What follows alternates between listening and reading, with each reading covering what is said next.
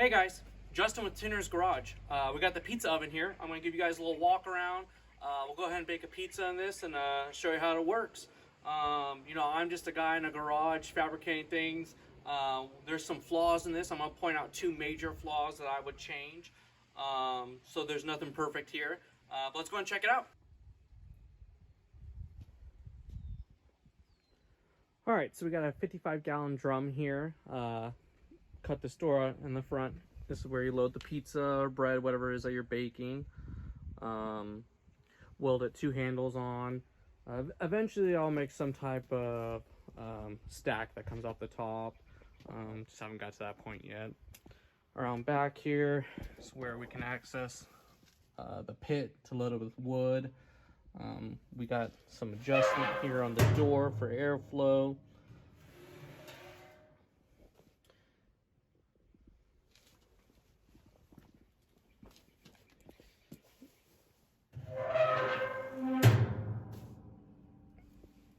Then over here, this is kind of the guts that go on the inside.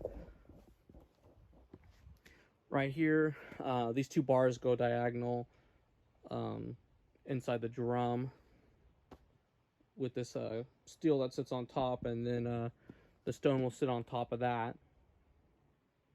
All right, let's talk about the first major design flaw, and this is a fault of mine.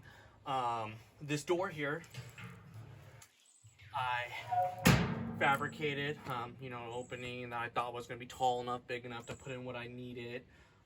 Welded it all up, got it completed, unfortunately. Then got my pizza stone and realized it doesn't fit in the opening. I could have opened the door wider and re-welded everything, but I had already gone so far in the project. And I was just too lazy to do that. So I came up with another solution, and I'll show you what that solution is now. So my solution to that problem was to cut the bottom of the barrel off. I welded that 1-inch strip on, so when you set it back on, they kind of line up. I'll show you that here momentarily. I'll lay it on its side. But my solution was to cut the bottom off, and the way you would put the stone in is lay this thing on the side, put the stone in, put the steel in, and then the two rods. Which is a very big pain, a very big nuisance. Luckily, once you have it set up, you don't really got to do it that often. Just when you're moving around, you disassemble it. But I'll kind of walk you through that process now. All right, so here's the base.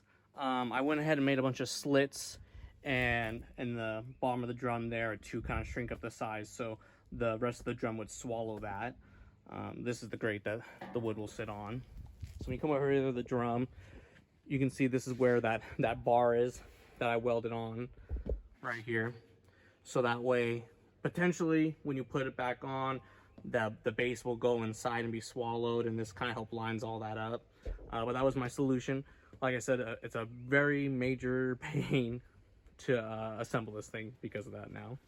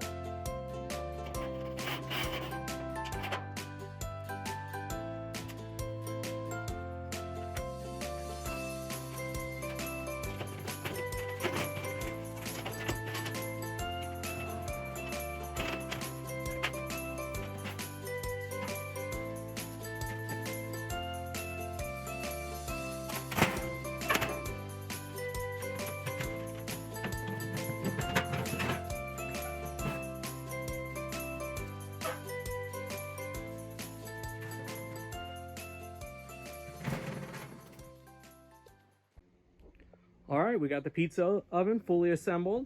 Here are those two rods that I talked about. That holds the expanded steel and the stone up. This stone is actually for a large green egg barbecue. So far it's worked out really great. The diameter of it is about 1 inch smaller than the actual drum. I believe maybe it's 1.5 inches. But because of that, you get this gap that goes all the way around on the outside. So that's where your smoke and then some of your heat will come up through. It's worked very well. And that way also by using this stone, you know, I'm not trying to make my own concrete slab or something like that with a lot of toxins in it. This was a better choice and actually worked out really well. This leads us into issue number 2. This is something I kind of noticed after the fact. The stone works really well at displacing the heat and getting me a really good crust. One thing that I think this oven lacks is something on top to kind of retain the heat.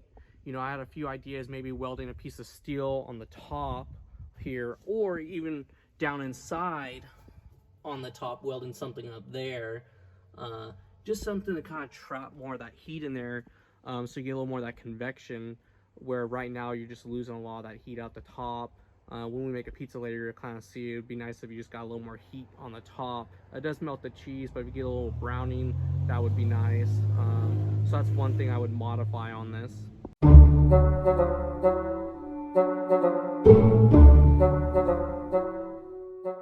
All right, we've had the fire burning for about 20 minutes. Take a few temperatures.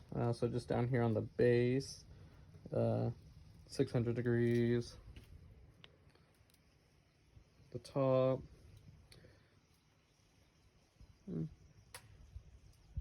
almost 400 degrees.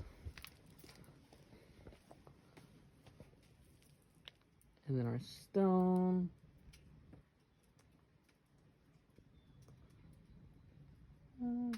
almost 700 degrees. I think we're ready to make pizza.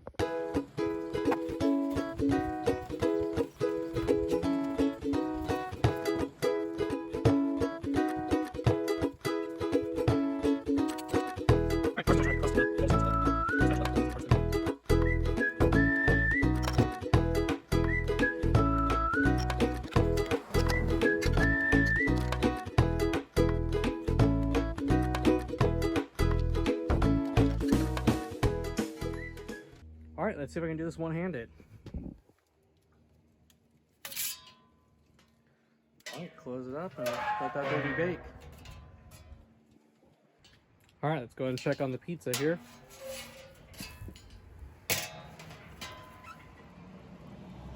We got some bubbling happening, some things happening. I think we might be about ready.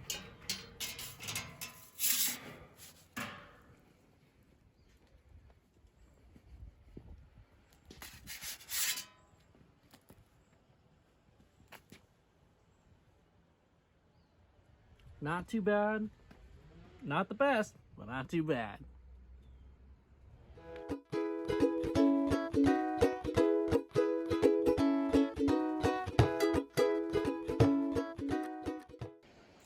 Thank you guys for watching Tinner's Garage. I hope you enjoyed the pizza oven.